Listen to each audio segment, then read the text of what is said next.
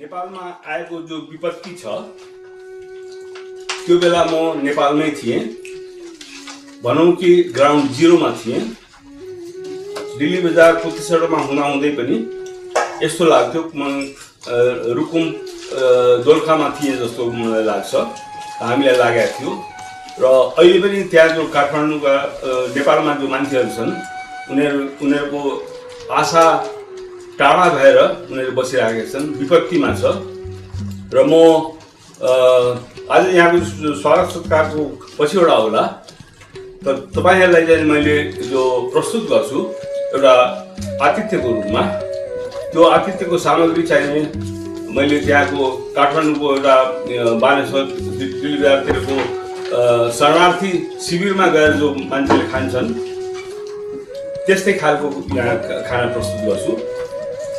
र त्यसको अब यहाँ ड्रिङ्कहरू केही पनि छैन, चिया र पानी बाहेक अरू केही पनि छैन। र त्यो आधारमा तपाईँहरूलाई स्वागत गर्नको लागि मलाई एउटा खुसियाली लागिरहेछ। र मैले अघि नै भने यहाँ मेरो पछाडि भएको देवी देवताको साक्षी राखेर म आफ्नो अन्तरात्माको आवाज बोलिरहेको छु। र मैले जसलाई एड्रेस गरिरहेको छु, जसलाई कि सम्बोधित गरिरहेको छु, त्यो व्यक्तिहरूसँग होइन, भौतिक व्यक्तिहरूसँग छैन, होइन, उनीहरूको भित्र बसेको जो अन्तरात्मासँग उसम्म संवाद गरिरहेको छु। र त्यो अन्तरात्माले आफै मेरो अन्तरात्माको आवाजलाई बुझ्छन् बुझ्दैनन् त उनीहरूको बसमा छ, तर मेरो चाहिँ उद्गार छ। र यस रूपमा यो मैले एक्लै सुरु गरेको एउटा अभियानको शङ्खध्वनिको रूपमा म यसलाई सुरु गर्न चाहन्छु। र पछिबाट के हुन्छ भने म हरेक तपाईँहरूमा उपस्थित भएको जो हुनुभएको छ उहाँहरूको खुट्टा मिचेर खुट्टामा ढोगेर म याचना गर्दैछु, यसमा साथ दिँदैछु। अहिलेसम्म भाषणहरू धेरै भइसकेका छन्, सुनेका छन्। कति काम लाग्ने भाषणहरू भएका छन्, कतिजना कामै नलाग्ने भाषणहरू छन्, कतिजना कान दुख्ने भाषणहरू छन्, कतिजना कानलाई राम्रो गर्ने भाषणहरू छन्। तर अहिलेको यस घडीमा भाषणभन्दा पनि उदाहरणको जरुरत छ। भाषण कि उदाहरण त्यतातिर हामीले गरिदिनु परेको छ। र उदाहरणकै लिने भनेपछि मेरो अघितिर अहिले दुईवटा उदाहरण मेरो अगाडि प्रस्तुत छ, तपाईँहरूलाई पनि अवगत भएकै होला यो विपत्ति भएपछि। एउटा उदाहरण कस्तो छ भनेपछि बोरा बोकेर आहत ठाउँहरूमा राहत लिएर गइराखेको एउटा अरबपति खरबपति नेपालीको उदाहरण छ मसँग। उसो अरबौं खरबौं छ भन्ने सुनेको छु। एउटा त्यसको उदाहरण म लिन चाहन्छु। र अर्को उदाहरण चाहिँ दिन चाहन्छु, दुई चारजना भाइ बहिनीहरूको साथमा हिँडेको, भिख माग्न हिँडेको एउटा बच्चाले फोटो देखाएको थिएँ मैले, त्यो डोनेसन बक्समा पैसा खसालिरहेको देखाएको। तपाईँहरू कति देख्नु भएन मलाई थाहा छैन। त्यो दुईटा एक्सट्रिम उदाहरण म यहाँ प्रस्तुत गर्न चाहन्छु। एउटा भारी बोकेर राहत पुर्याउने अस्ट्रेलियन अरबपति खरबपतिको, र अर्को चाहिँ आफ्नो पेट काटेर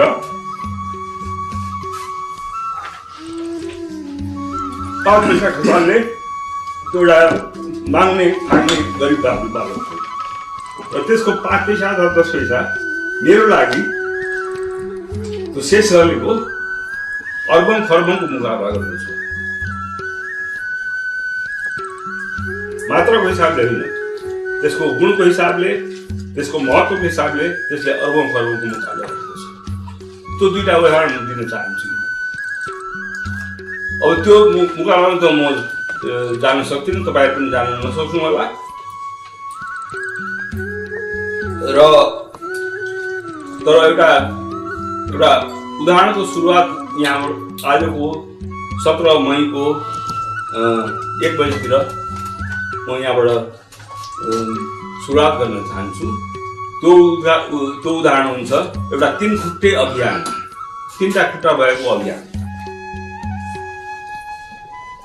3टा खुट्टा भनेपछि 3टा वाक्य भएको, 3टा स्लोगन भएको अभियान। पहिलो के हो भने ऋण तिरौँ, ऋण तिर्छु, तिरौँ नभन्नु, कसैले पनि गर्दैन। ऋण तिर्छु, भिख माग्छु र हिरा फोड्छु। ऋण तिर्छु, भिख माग्छु र हिरा फोड्छु, 3टा अभियान।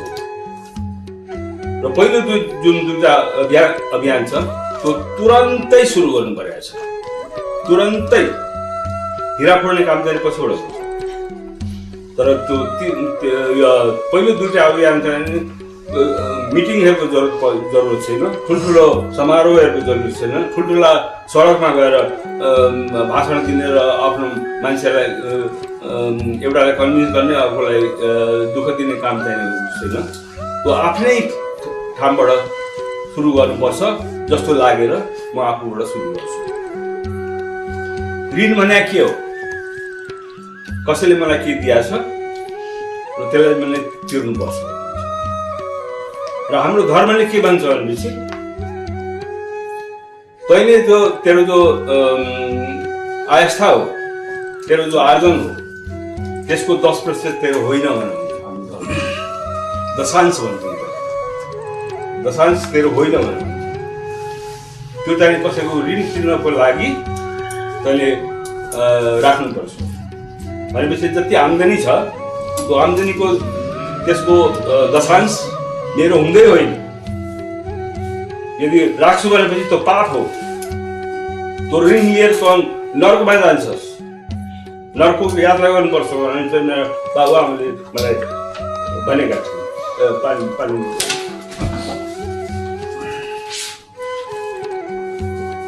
र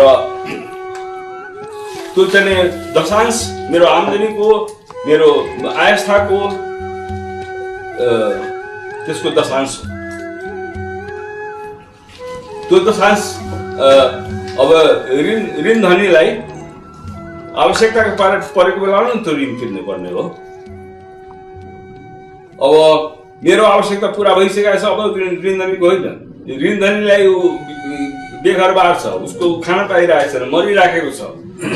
त्यो बेलामा त्यो ऋण तिर्ने कि अब हेरिराख्ने कि अब उसको मेरो सभा समारोहहरू सबैहरू गोष्ठीहरू सबै होस्, पेपरहरू प्रड्युस हुन्, अनि त्यसपछि म तिर्ने त्यो बेला गर्ने कि अहिले तुरन्तै गर्ने? उसलाई अहिले तुरन्तै खास ऋण कसलाई तिर्ने? र सबभन्दा पहिले मेरो आमाले तिर्नुपर्छ मैले। किनकि जो आमाले मलाई स्याहार सुधार गरेर यति शक्ति दिन्, बलियो बनाइन् र लालन पोषण गरिन्, शिक्षा दीक्षा दिन् कि आज हामी आएर स्विजरल्यान्डमा आएर बसेर यहाँ गर्न पाउँछन्, बोल्न पाउँछन्, खान पाउँछन्, सुरक्षाको भावनाको साथमा बस्न पाउँछन्। र ती आमा को हुन् रहेछ? नेपाल आमा हुन् र उनको हाम्रा अरू दाजुभाइ छोराछोरीहरू। र त्यो आमालाई दिए भने अनि को त हुन्छ त्यो ऋण? त्यसलाई बाँकी राखेर त मर्नु भएन।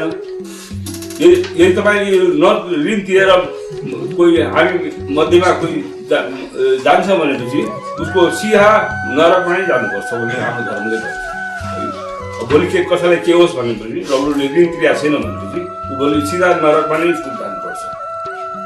त्यो नगरौँ। र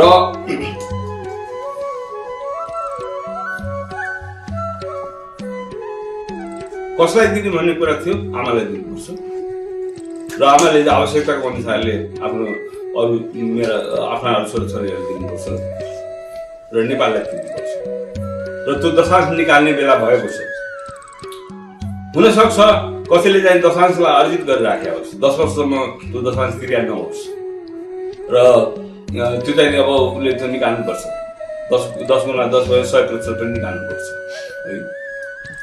कसैले भन्छ भने म हरेक वर्ष तिरिरहेको छु, यो वर्षको मात्रै बाँकी छ भनेपछि उसले त्यो यो वर्षको दशांश चाहिँ तिर्नुपर्छ। यो चाहिँ कस्तो भनेपछि एक्युमुलेटिभ हो, हरेक वर्ष ऋण तिर्नु जम्मा हुँदै जान्छ, इन्स्टलमेन्ट नतिरे पनि त्यो जम्मा हुँदै जान्छ। भइरहेको इन्स्टलमेन्ट या तिर्नुहोस्, अथवा यो तिर्सक्नु छ भनेपछि यो वर्ष चाहिँ तिर्नुहोस् भन्दिनँ, म तिर्छु।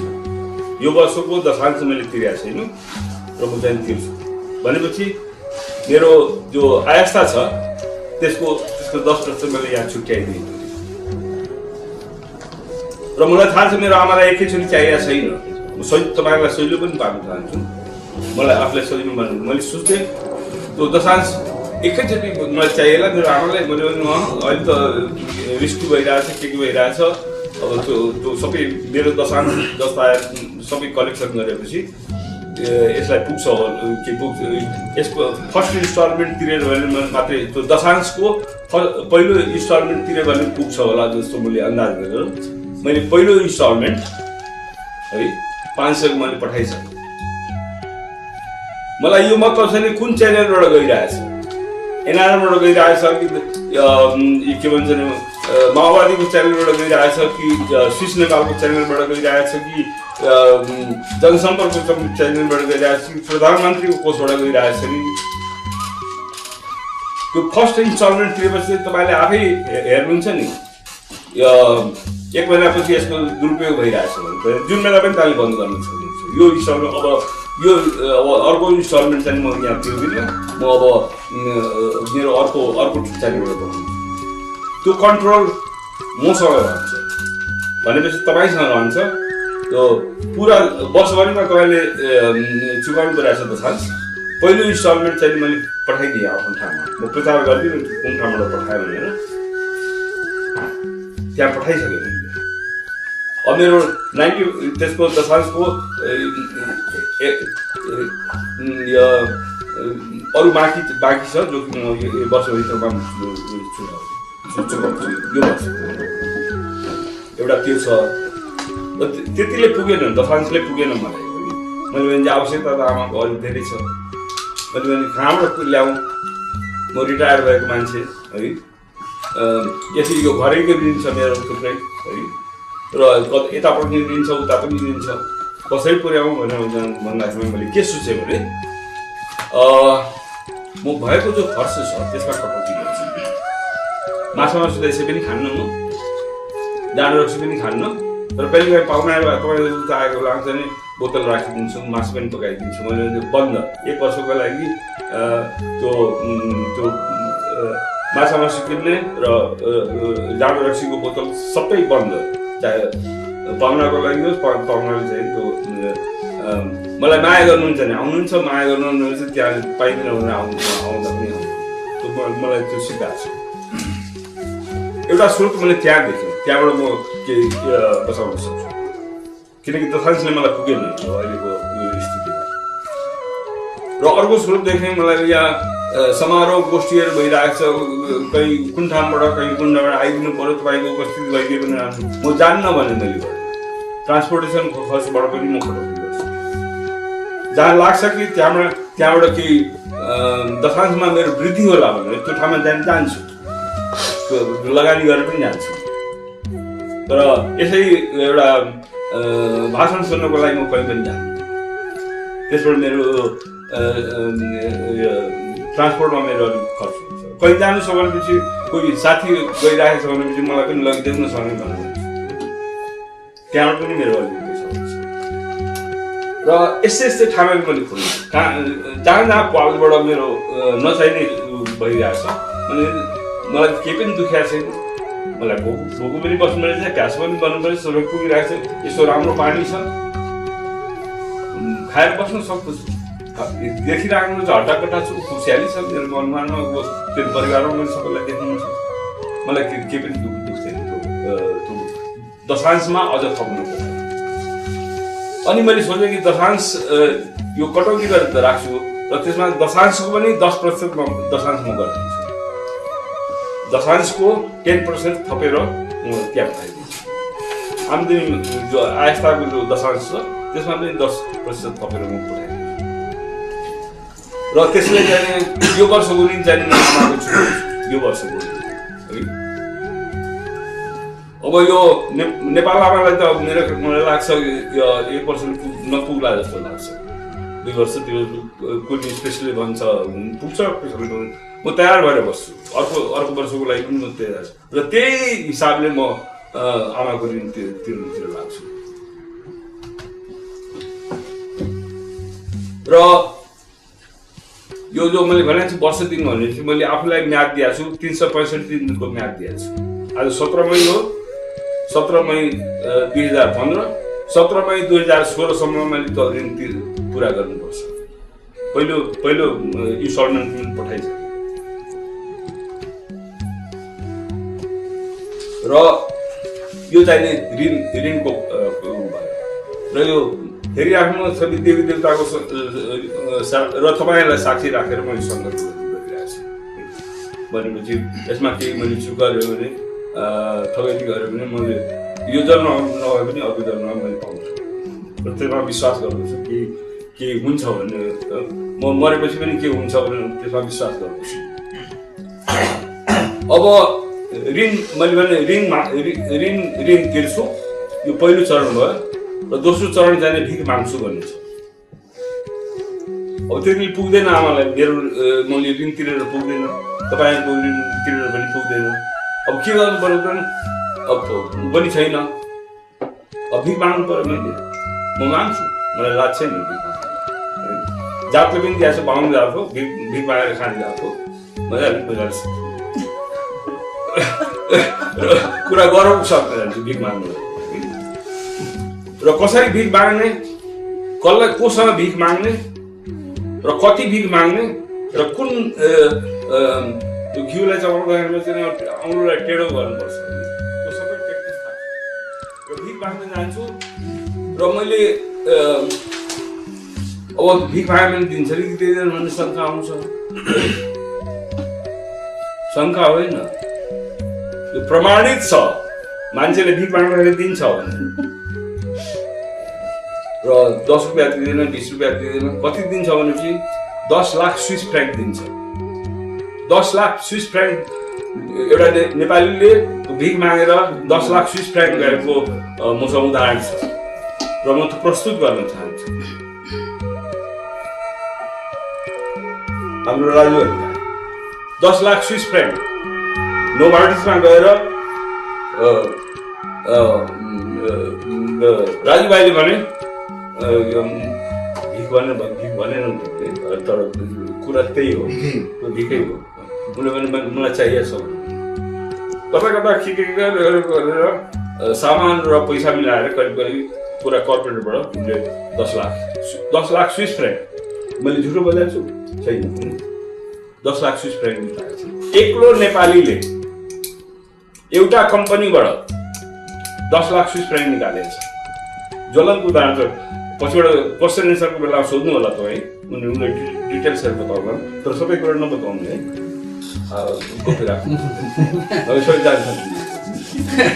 अहिलेसम्म अनकभर भएको चाहिँ 170,000 भनेर चाहिँ उहाँले चाहिँ हामीलाई इन्फर्म गर्नुभएको थियो। पैसा मात्रै हुन्छ, सामान गएको छ, अनन्त सामान गएको छ, त्यो सबैको मूल्य गरेर 10 लाख पुग्न भइसक्यो। तर दाइले भिखको कुरा गर्नुभयो। म स्वयं बारमा काम गर्दा, म काम गर्ने ठाउँमा धेरै युबिएसको मान्छेहरू आउँछ क्या, हामीले त माग्नै परेन क्या, गएर उनीहरूले आफै सोध्ने, भनेपछि भिजिटिङ कार्ड दिएर के छ अथवा खाट 200 झिकेर दिने, त्यस्तो चाहिँ अहिले मैले काम गर्ने ठाउँमा पनि भइरहेछ।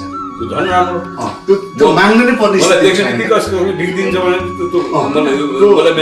उनीहरू आफै खोजेर यसो जाइटुङ पढेर होइन, अहिले के छ आज नेपाल गएको मान्छेहरू आफै खुलेर आयो क्या भिजिटिङ कार्ड। अस्ति मैले हाम्रो गर्ने 2 सेकेन्डमा पनि कार्यक्रममा this is my card please email मलाई आउनु पर्यो भनेर।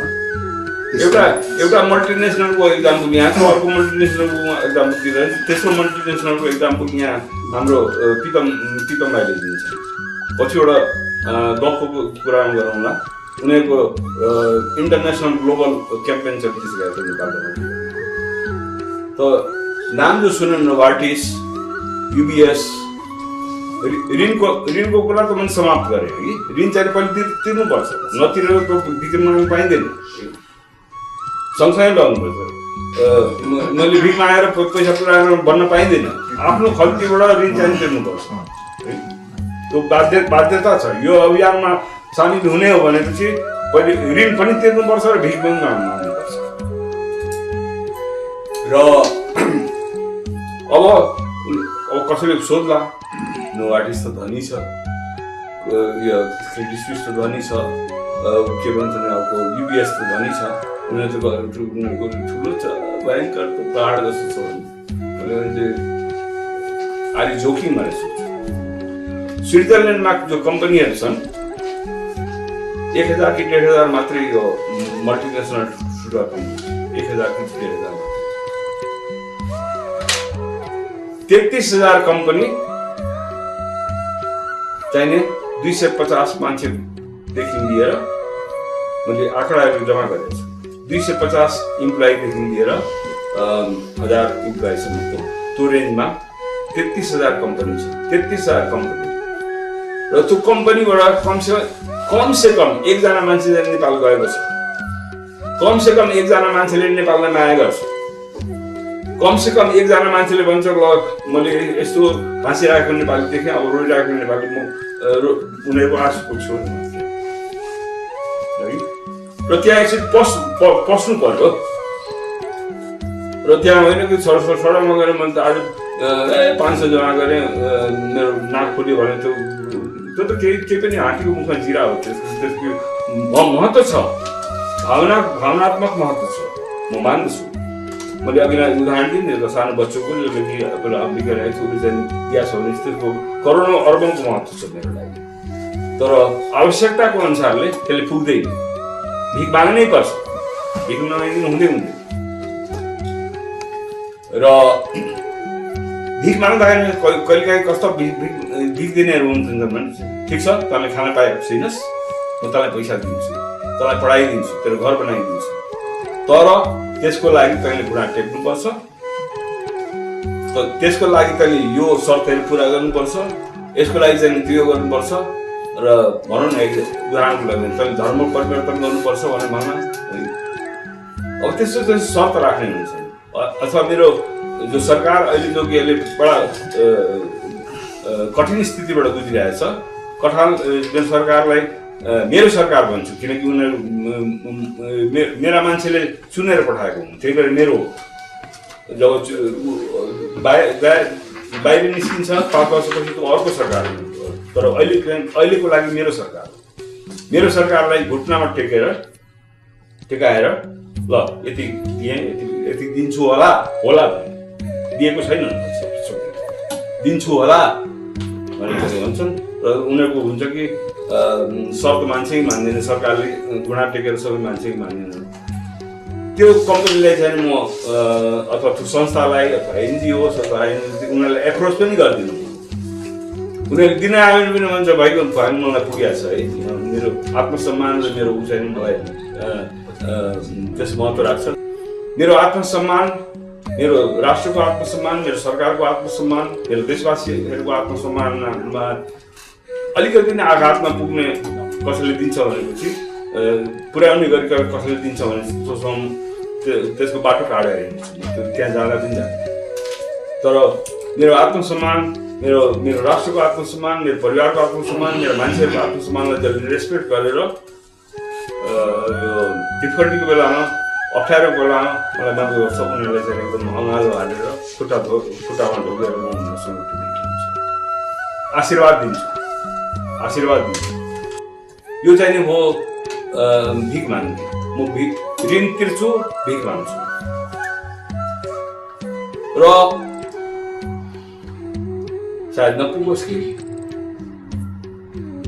अझ अब नेपालमा विस्थापितहरूलाई अब मनसुन तुरन्तै आउन गइरहेछ 1 महिनाभित्र।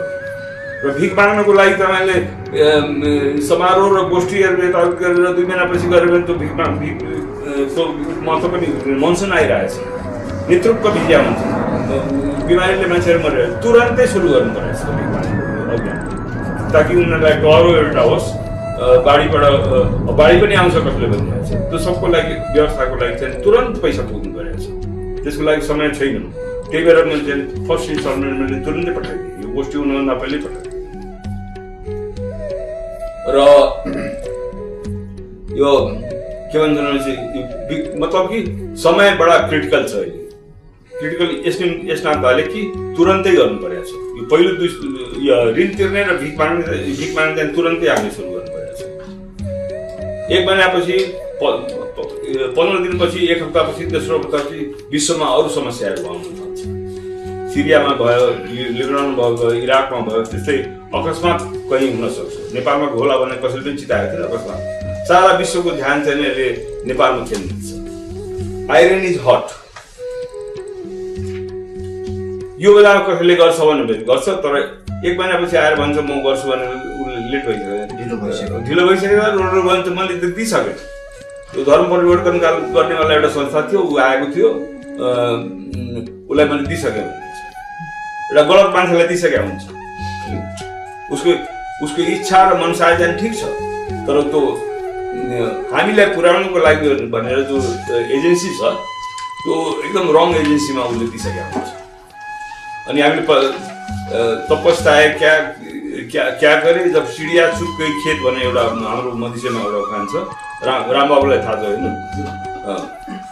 त्यो पस्ताएर के गर्ने जब चरोले सबै धान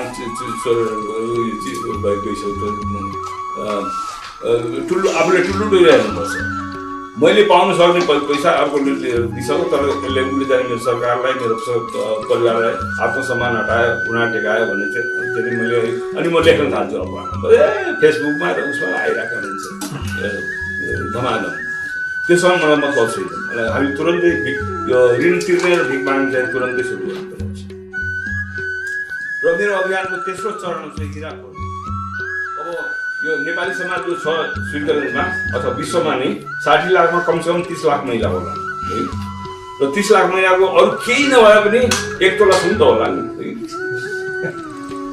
सुन नदिकन बिहे गर्दैन त जा म अर्को लाउँछु उसले 1.5 किलो दिन्छु भने सुन हिरा जब आवाज त्यो छ त्यो सुरक्षित गरेर राख्नुपर्छ महिलाहरूले त्यसको पनि आवश्यकता पर्छ हामीसँग त छैन मसँग छैन एउटा थियो एउटा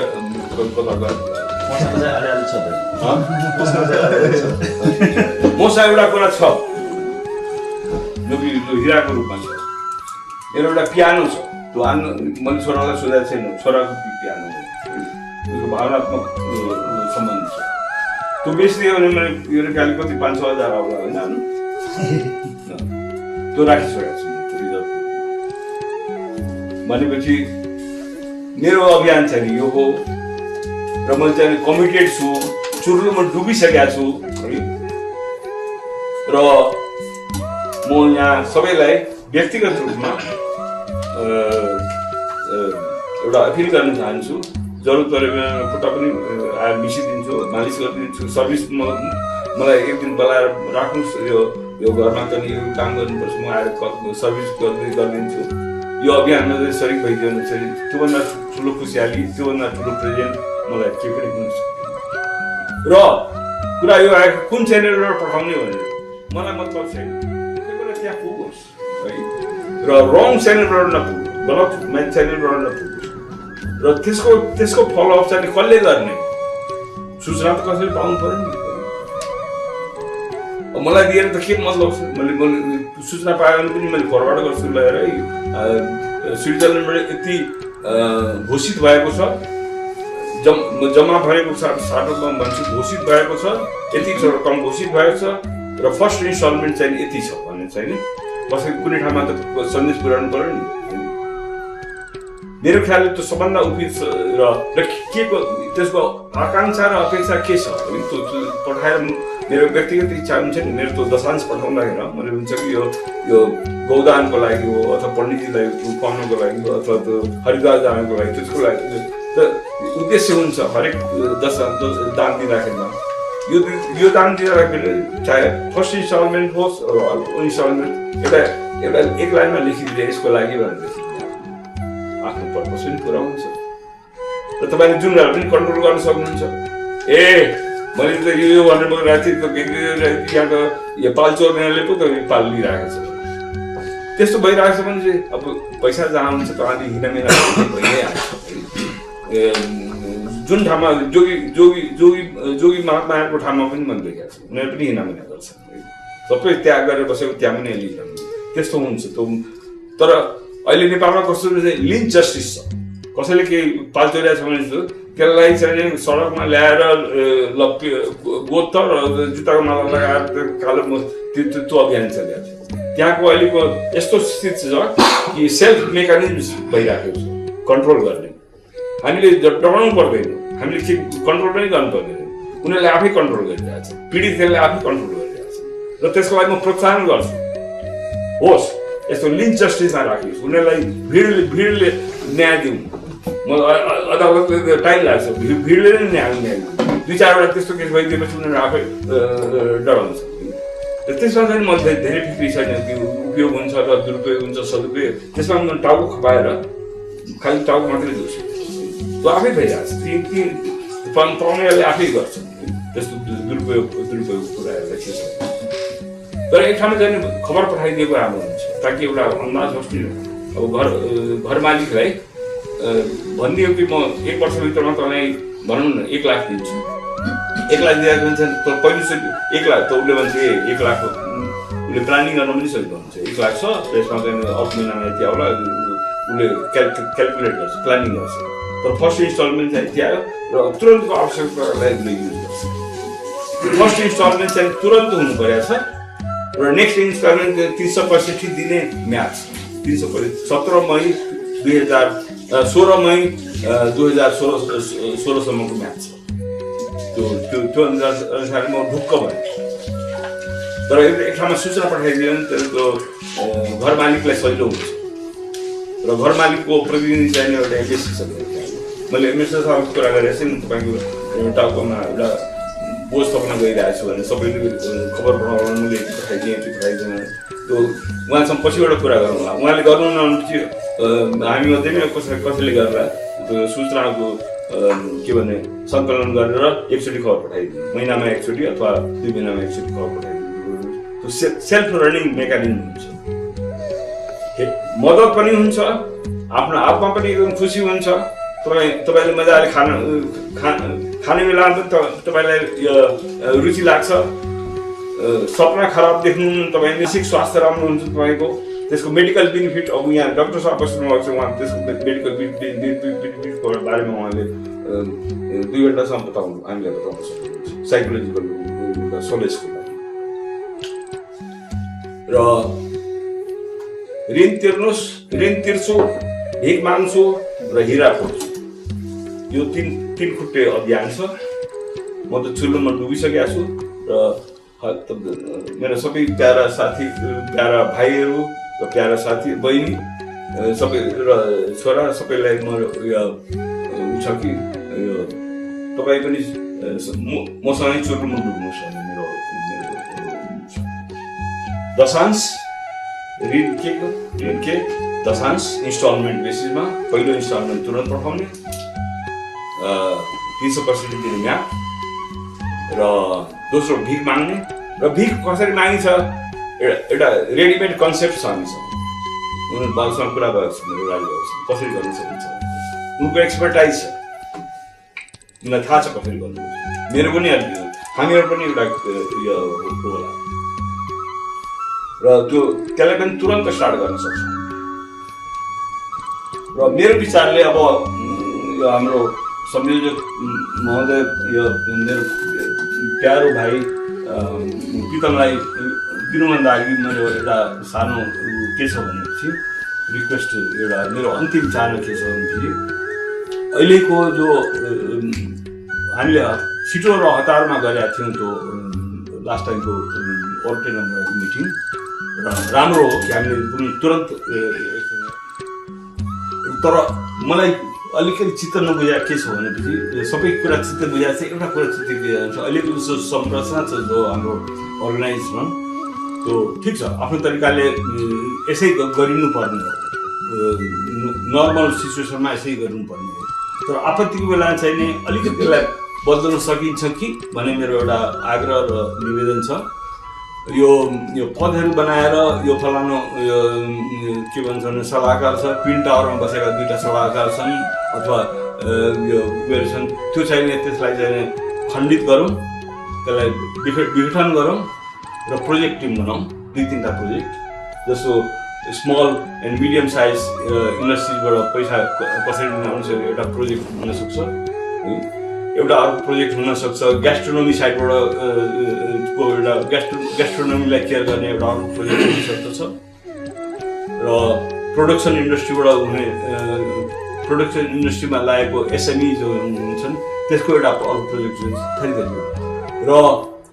त्यो प्रोजेक्ट टिम अब म प्रस्तुत गरेको छु। अब त्यसमा आवश्यकता अनुसार बढी गर्ने अथवा घडी गर्ने त्यो टिमको नाम प्रोजेक्ट टिम चेन्ज हुन्छ र एउटा प्रोजेक्ट लिडर हुन्छ, एउटा मात्रै, हरेक टिमको एउटा प्रोजेक्ट लिडर हुन्छ र त्यो प्रोजेक्ट लिडरले के गर्छ, त्यो प्रोजेक्ट लिडरमा चाहिँ म पनि एउटा मेम्बर भएर त्यो लिडर हो भने म एउटा साधारण कार्यकर्ता भएर चाहिँ म त्यसमा भाग लिन चाहन्छु। त्यो 3 टावरबाट म ओर्लिन चाहन्छु। बुढो पनि भइसक्यो, 70 वर्षको, त्यो सिँढी चढेर टावरमा चढ्न पनि गाह्रो छ, ओर्लिन पनि गाह्रो छ, त्यहाँबाट चाहिँ म ओर्लिन्छु र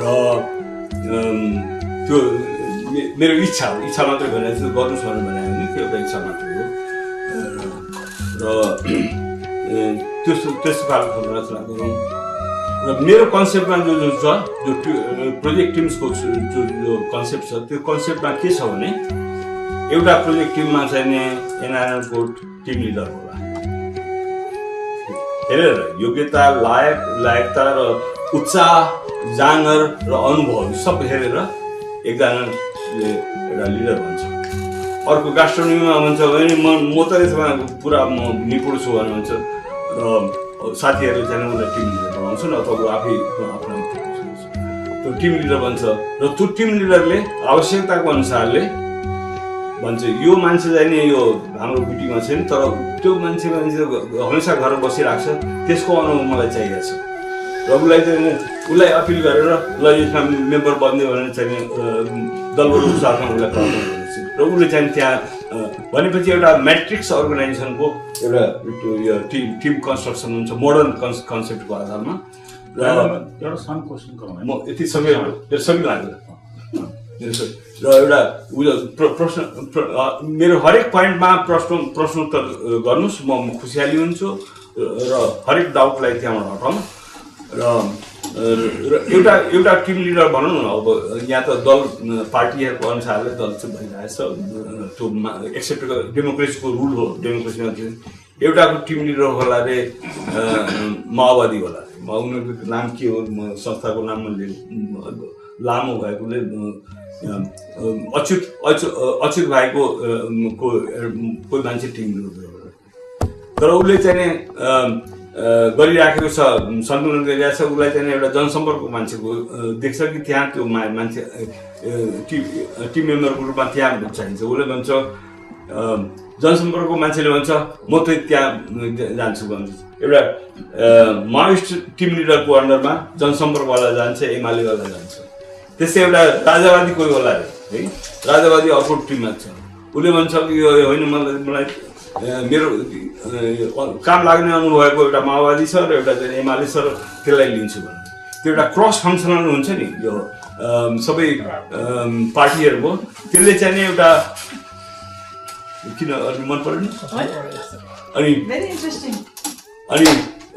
एउटा क्रस फङ्सनल हुन्छ र एकता भन्ने सुन्दा कान पाकिसक्यो कि नेपालीहरूको बिचमा एकता, र जसले बढी विखण्डन गरिरहेको छ उनी बढी कराइरहेको हुन्छ एकता चाहियो भनेर। त मलाई चाहिँ त्यो प्रथा चाहिँ कम हुन्छ, काम गर्ने मान्छेको चाहिन्छ, भाषण गर्ने मान्छेको जरुरत छैन यहाँ, किनकि त्यसले त्यो गरिराखेको कन्टिन्यू गरेर पार लाग्छ, नर्क जानुपर्छ। मैले बताएँ नि त्यो दशांश नदिएर मऱ्यो भने चाहिँ नर्क जानुपर्छ भने मेरो बाहुनको घोषणा हो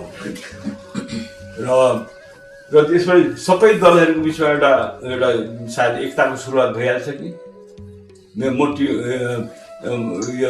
दुई तिनवटा पार्टीको मान्छेले एउटा टिममा पैसा कलेक्सन भिख माग्ने टिममा भिख मगन्ते टिममा काम गर्दाखेरि तिनीहरू बिचमा एकता भइहाल्छ कि हुने सम्भावना बढी छ। अहिले आफ्नो महाभारतको युद्ध जस्तो एउटा सेना त्यहाँ छ, अर्को सेना त्यसमा त एकता हुँदैन। तर सँगसँगै काम गर्दा एकता भइहाल्छ कि भन्ने त्यो पनि छ। एकता पनि हुन्छ, ऋण पनि तिरिन्छ, ऋण तिरेर जान पाइन्छ, स्वर्ग जान पाइन्छ अथवा नर्क जान पाइन्छ त अरू कुरा हो। र अर्को त मेरो सुरुवात चाहिँ म चाहिँ सुरुमा डुबिसकेको छु। ऋण त मैले ऋण तिर्ने पार्टमा चाहिँ म डुबिसकेको छु। भिख माग्नुमा चाहिँ त म एक्लै गर्न सक्दिनँ, मलाई पालेले त्यहाँ दबाउँछ। त्यसपछि एउटा कन्सेप्ट बनाउनुपर्छ, एउटा स्ट्रेटेजी बनाउनुपर्छ र त्यो स्ट्रेटेजीको अनुसारले जान सकिन्छ।